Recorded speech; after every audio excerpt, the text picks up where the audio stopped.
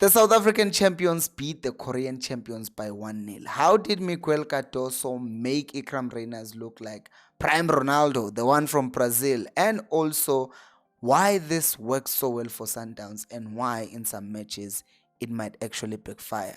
We'll look at how Sundowns attacked and we'll look at how Sundowns defended.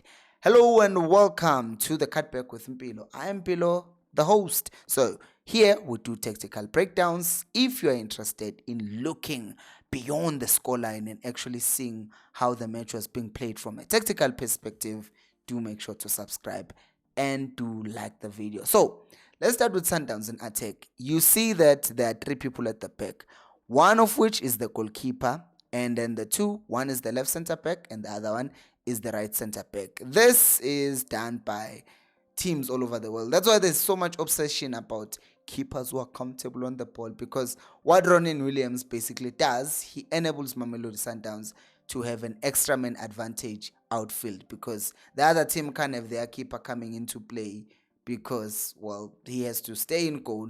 But Ronwen Williams, when they have the ball, like in other teams, he will, well, the teams that use their goalkeepers to build from the back, he can be there to then add that extra man advantage. So then the team that's marking you are now in a disadvantage because you have one man extra. So on top of that, then you'll have this line of four. But if you look at this line of four, I need you to look at these two people in particular. That is Khuliso Mdau on the right, number 25, and the red zone there and the orange numbers, that's where he is. He's number 25 and that's his heat map as well. So look at where he's concentrated. He's concentrated more down the line. And you look at the left back as well, Divine Lunga. It's the same thing with him.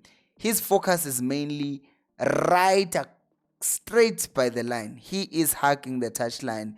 And this, by the way, is the thing that works so well for Mamelodi Sundowns, because then they were playing without wingers. So they needed their right back and their left back to be the ones who were playing as wingers. Because as you will see as we continue now, they had this other situation whereby after these guys were hacking the touchline, which is the left back and the right back, you then see that Ribeiro Costa is tucked in, which is number 10, top right corner, the top right, top left corner.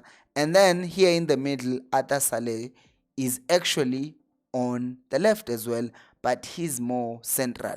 This is his average position throughout the match, which tells you that they require a lot of output from their wingers, from their fullbacks rather. And that is why you see that with Ulunga, was one of the highly rated players on SofaScore. He was rated at 8 because he was doing the passing, was doing the tackling, was doing the overlapping, and that was so demanding for him because they were up and wide and they were required to go up and down the pitch. So another thing that you need to note is these four people, box midfield, Allende and Mkwena as the two defensive midfielders, or you can just call them double pivots. And then you also have floating tens, because you have I almost said Atta Zwane, Temba Zwane and Atta Saleh as tens, and the people who are up front, you will then have Ikram Reyners and Ribeiro being the two men further forward. But the one who's ahead of all of them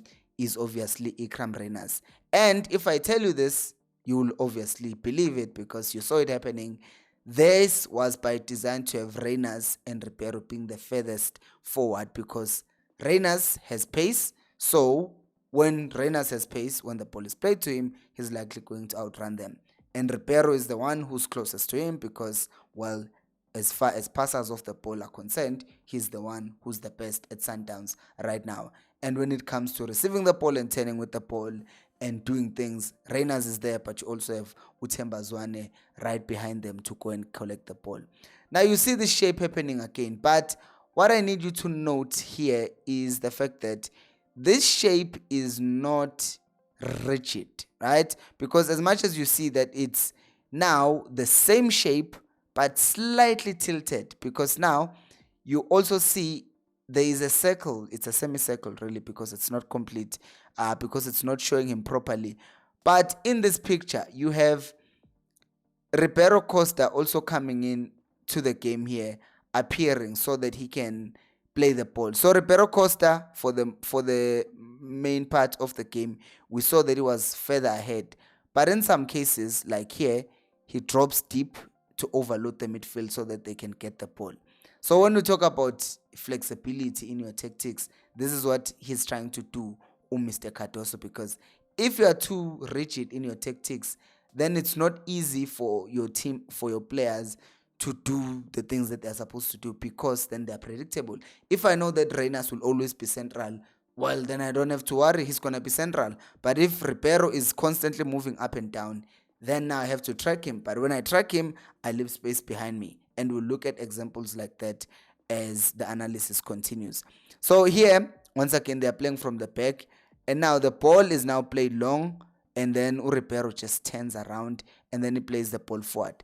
The only problem that you have here is that once the ball gets forward, because we, or rather Sundowns, have attracted all of these players here to the back to come and play the ball. So by the time the ball gets to the front, there is only really 3 Mamelodi Sundowns players against 8 Ulsan players. So in the early stages of the match, you found that Sundowns were struggling to find proper options up front because it was just Reynas, and Ribeiro was getting into midfield to collect the ball. And then by the time he gets the ball, then when they get up front, there isn't enough support. So we continue with this because this was not all doom and gloom. The problem was obviously going to be addressed. So you watch here. This is Tebogo Mokoena, deep, obviously in the position that he's supposed to be in, or that we're used to seeing him play, right? So there he is. He's deep, collecting the ball. But if you look a few seconds later, you see that he's now playing like a 10. Who's in his position, you ask? There is Themba Zwane now in his position. Again, what I was saying, flexibility and these rotations allow Sundowns to stay one step ahead, because then if the other players were given an instruction to say man mark Themba Zwane, but Themba Zwane is not always playing as a 10, so what am I going to do? Follow him all the way? Confusion, right? And in football, this small confusion will cause or will make the whole difference. And you can see here as well, Sales and Ribeiro also dropping so that they can now play the ball. And Reynas is the one who's staying up front again, so that when Sundowns do decide to go long with their goalkeeper who's very good at playing the ball, then Reynas can try and get behind. But Ulsan were wise to this. And you see this situation happening over and over again. Reynas and Ribeiro being the ones furthest up front. And then you will see Ribeiro dropping, creating that space for Reynas to then try and exploit. But this time around, they did not read the game. Ampilo, you just showed us a random time. No, this is about the time when we had, I almost said Mangoba Mngati, when we had Steve Kompela shouting, patience, patience, be patient, be patient. And then he was also calling Marcelo Allende. Come on, Marcelo. He wasn't saying come on, Mang. He was saying, Woza Marcelo, Woza Marcelo. So he was calling Marcelo Allende to go collect the ball and was asking the team to be patient. Lo and behold, we saw the patience in the minutes that followed. So this was a throw-in, and you have Mokoena deep there collecting the ball, and you have Uzwane, you have Allende. And now they are about to play 19 touches before scoring a goal. And you see Ulunga is still high and wide. Umtau, top of your screen, high and wide. Uzwane, Allende, and Mokoena, all of them in midfield. And you can just see that they're overloading. And Sales is also dropping into midfield. I didn't label him. But they are now about to just start playing the ball around. And after 19 touches, Ribeiro finally plays that final touch pass, and look who's furthest ahead of everyone. Ikram Reynas, who's then able to just finish it and toe poke it. Did he toe poke it, or did he just, I forgot whether he placed, yeah, he toe poked it, yeah.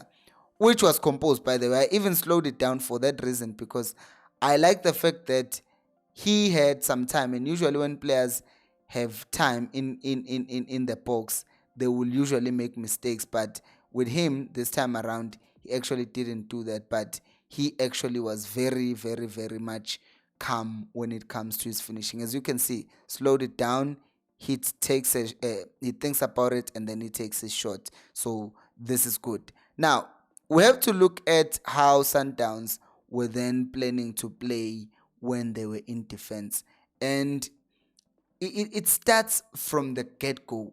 I think Sundowns from this game, they knew these are Korean champions, but we have a chance here, right? Because Dortmund, maybe it's gonna be a bit harder game, but that doesn't mean they can't win it. Anything can happen in football, but it's a harder game compared to Ulsan. So they knew that they had to be on top of this game. That is why when the match began, immediately they play the ball Ulsan, and yes, that's an infringement, but they go in, they're trying to win the ball back immediately because they were fencing themselves.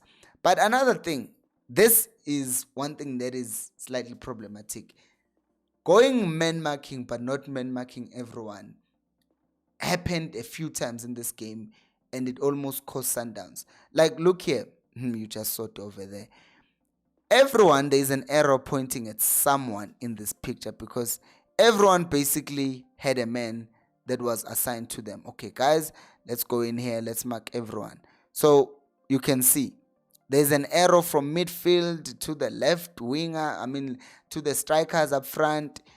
But now the thing is, when Ulsan start moving the ball, they move the ball, and if you fail to mark your man, now they can play 1-2. That means they've taken out how many players of Mamelodi Sundowns? They've taken out those 6 players already, and they are left with 4 defending. And the 4 that are defending are now defending facing their own goal, which is the worst position to find yourself in as a defender. And now the ball is crossed, Ulsan misses, but they're supposed to score. You see this again in this press because Sundowns are trying to press, but they are too slow in applying the press, and then the ball is played over, and now their defenders are defending facing their own goal. And of course, this thing has its own advantages and disadvantages. Sometimes you press and then you get it right, but you need to get it right, especially in this tournament, because other bigger teams will get chances like that and they will punish you. But this is not all doom and gloom, because if I saw it, I'm sure they saw it, and they will definitely be fixing it. Have you subscribed? If you haven't, evil shame. 12 minutes in and you haven't subscribed, that means you're enjoying the video. So do make sure to subscribe.